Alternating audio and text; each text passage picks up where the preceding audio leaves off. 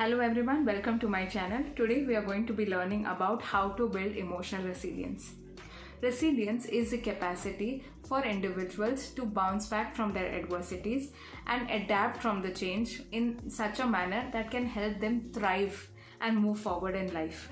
There are different factors that can affect one's resilience, which involves your mental, emotional well-being, support systems around you, as well as your personality.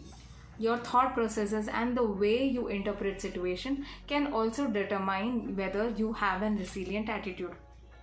There are different ways in which we can work on developing resilient attitude towards our situation. As we've already discussed in our previous videos, setbacks and problems and missteps are part of human journey and therefore they cannot be entirely avoided. Yes, work hard on avoiding such steps, but if they happen, we need to have a more kinder approach in order to be able to bounce back from the same. Failing forward is an attitude that I have actually previously discussed as well. It can help us to work on our respective goals. There are different ways in which one can work on building resilience. Some of the most common ways involve focusing on self-care strategies. Yes, when a person experiences setback, one of the first things that we need to do is having a more kind attitude towards ourselves. Self-compassion and engaging in self-care activities can allow us the space to hold ourselves and anchor our emotions in the present moment. Of course, we are going to be disappointed. Of course, we are going to be upset. But being able to view them as temporary emotions and working on being there for you can really help you to come out of your situation and be more resilient. And therefore, the first step has to be to focus on yourself using various strategies. Other things involved in working on ourselves would include all those positive coping strategies that have previously worked for you, as well as journaling as a means of expressing all your emotions and putting them on a piece of paper. One also needs to work on setting more realistic goals so that we are not aiming for disappointment. We need to understand and be mindful of what our challenges are, as well as understand what are the things that we want to work towards. Having goal clarity as well as being more realistic with our goals will help us manage our emotions as well as continue our path. Working on cultivating positive relationships can also help us reach out to the right people who can hold the space for us as well as encourage and motivate us to work ahead. Developing healthy coping mechanisms are really important. We need to be mindful of all the coping strategies that we use in our lives. Coping strategies can be both maladaptive as well as adaptive, and therefore we need to stay clear of maladaptive coping strategies like alcohol or other substance usage.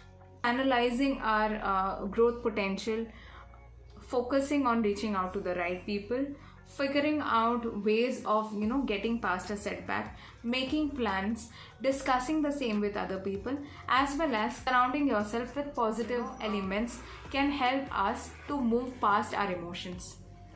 We need to constantly research and seek feedback about our steps so that we can work on them going forward. Resilience is a skill.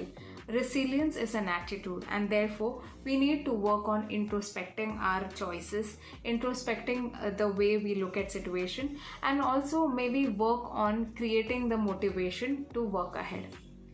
It is important to see opportunities as opportunities and not be fixated on whatever setbacks you've experienced. Moving past them will really help you to bounce back with a positive attitude. One important thing that we need to remind ourselves is resilience is not easy. Challenges can really impact our emotions and therefore getting past them can be very difficult. It is very important to acknowledge your problems, to acknowledge how difficult it is for you to process through your existing situation. Acknowledging and addressing your emotions will really help you to make sense of the larger goals. If you're able to already recognize that there are going to be challenges in our journey, it will not be so bad when we experience a mistake. and therefore we need a lot of emotional preparation, as well as we need to recognize the probable challenges and problems that we foresee in the future. Other challenges to resilience would be negative self-talk. We often don't realize, but there are a lot of negative emotions that we carry. Our own past experiences and also the critical voices that we've heard growing up can sometimes hinder our progress. We need to be able to identify them as well as work on building more positive self-statements. Lack of support as well as self-doubt can go a long way in hindering our processes, and therefore we need to really be mindful of the words and the statements that we make when we are addressing ourselves. To build resilience, it is very important for us to first identify why resilience is important. Why not stay upset and disappointed in our situation? Yes, think about it. There's nothing wrong with it. But at the same time, that also stops you in your growth. We cannot work on ourselves without being willing to get up from our situations. Empathize with yourself, support yourself, be there, allow yourself to express all the problems and the negative emotions that you feel. But at the same time, it is also important to learn when is the right time to maybe get up and move forward. And even as we move forward, it is also important to understand what are the possible steps and what are the other potholes that we may see on our path. Identifying, acknowledging and normalizing them will allow you to not be affected so much. Resilience can also help us cope better. It can improve our emotional well-being as well as have better outcomes. Lastly, let's look at a real life example of what resilience truly reflects. Lakshmi Agrawal was a survivor of acid attack. She was 15 when she was attacked.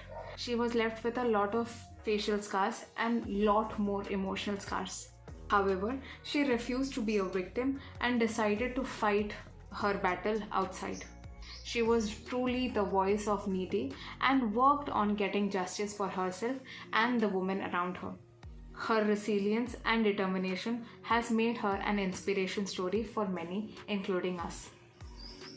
I hope this story resonates with you and helps you to understand why building a resilient attitude is important. I hope that you have benefited from today's video. Don't forget to like, share and subscribe to my channel for more such videos. Thank you.